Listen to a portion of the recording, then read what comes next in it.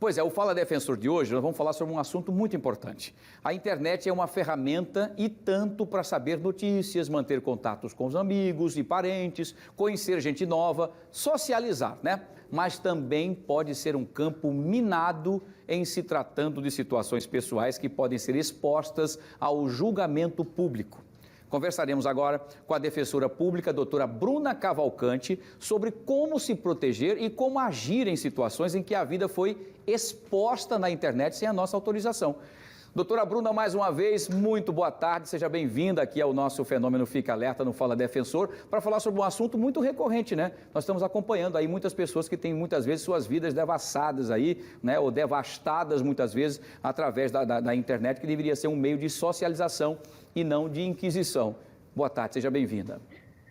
Boa tarde, Wilson. Boa tarde a todos. De fato, a internet, né, aproxima as pessoas em curtas distâncias, mas é um lugar perigoso. Isso porque muita gente acredita que a internet é terra sem lei, né? Mas, na verdade, não é bem assim. Não é dessa forma que acontece. E aí a gente vai conversar aqui e eu acredito que vamos ter muitas informações importantes hoje para as pessoas conhecerem. Até muitas vezes a gente não sabe, né, o que é que acontece, o que é que se passa e como agir diante de uma situação em que a gente pode ser vítima. Ou até pode ser que tenha alguém aí cometendo algum fato que seja criminoso e não esteja sabendo. Né? Então é importante conhecer. Perfeito, doutora Bruna. Vamos conhecer sim. Vamos abrir então espaço para as pessoas que querem fazer perguntas para a doutora Bruna Cavalcante. Vamos ver quem faz a pergunta para a doutora Bruna sobre esse assunto, sobre a internet. Deixa eu ver. Quem faz a pergunta é a Carla Soares, doutora Bruna. A Carla Soares, ela pergunta o seguinte: doutora, descobri que vizinhos criaram um grupo sem mim e falam mal do meu comportamento. O que eu posso fazer? Que coisa, hein? Então, isso é bem comum, não é? Na verdade, porque os aplicativos, né, infelizmente, permitem isso. Às vezes as pessoas realmente extrapolam aí o limite da sua liberdade de expressão. A gente sabe que é um direito resguardado, você tem o direito de se expressar da forma como lhe convier, mas também você tem a obrigação, né, de arcar com as consequências, sejam as consequências cíveis, sejam as consequências criminais daquilo que é falado. E aí isso não é diferente na internet. Então, caso uma situação como essa da Carla esteja acontecendo, o ideal é reunir a maior quantidade de provas possível. Então, seja, por exemplo, prints de tela, caso a mensagem seja encaminhada diretamente para o celular da pessoa que está sendo ofendida, é ainda mais interessante. Nada de apagar, certo? Então, se houve uma ofensa nas redes, num perfil público, em algum lugar, nada de apagar as ofensas. A primeira providência é tirar print e copiar aquele endereço que fica ali em cima, né, que a gente chama de URL. É o endereço onde está disponível aquela mensagem. Uma solução muito interessante também, que faz com que a gente tenha uma prova bastante forte, né, para uma eventual ação, é a ata notarial.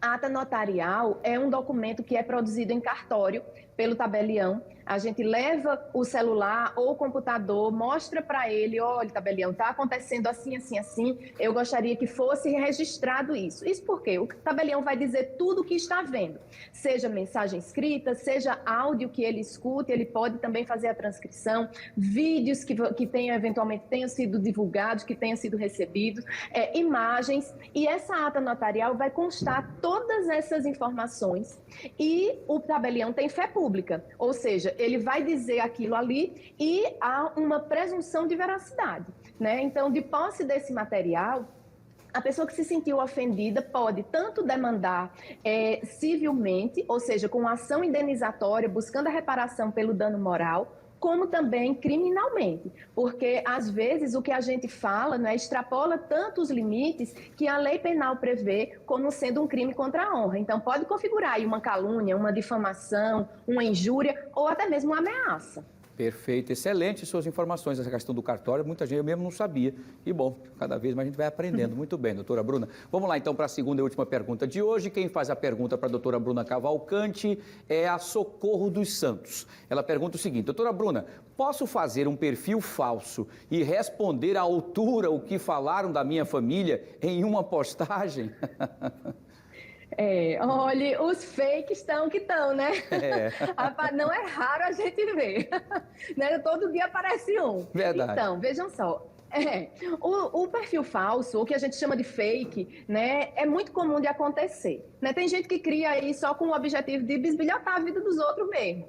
Tem gente que cria realmente para difamar as pessoas, para jogar informações falsas, ou às vezes informações que ela sabe, né, que são segredo, mas que quer divulgar. Então, existem dois tipos de perfil falso. O perfil falso, que é uma pessoa anônima, digamos assim, que ela não está se passando por ninguém, aquela pessoa criou ali um personagem e tá ali usando as redes para isso. Caso algum ato dessa pessoa configure algum crime, ela vai responder por esse crime. Caso haja um ilícito civil, ela pode responder também, pode inclusive ser obrigada a se retratar nas redes, a tirar a publicação indevida, enfim, tudo isso. Caso, porém, esse fake esteja se passando por outra pessoa, e a gente sabe que é bem comum isso, né? Eu fiz um fake de fulano de tal que é famoso, ou então de alguma loja para aplicar um golpe, enfim. Só o fato de criar esse fake se passando por outra pessoa é um crime autônomo, já é uma ação criminosa, está prevista lá no artigo 307 do Código Penal.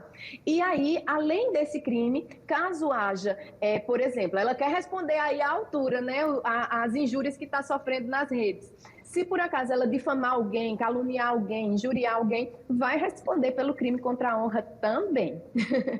Então, o ideal é que ela, enfim, se quiser responder, responda como ela mesma, printe as ofensas e busque os seus direitos, né, doutora? Acho que esse é o ideal, né? Exatamente. Pois é, a gente tem, né, a liberdade de expressão.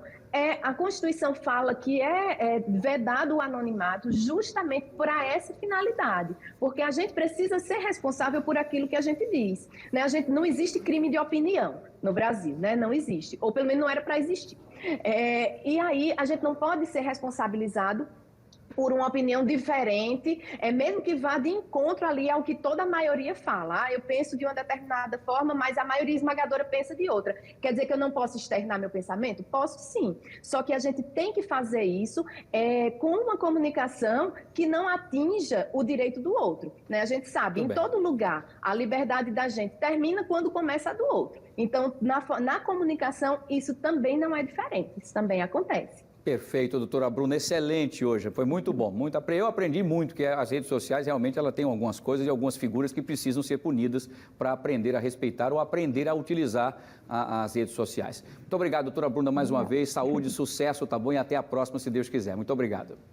Se Deus quiser, até mais. Tchau, tchau, gente. Boa tarde, tchau, tchau. Doutora Bruna Cavalcante aqui no Fala Defensor, prestação de serviço pura para você que está acompanhando aqui o nosso fenômeno Fique Alerta, tá?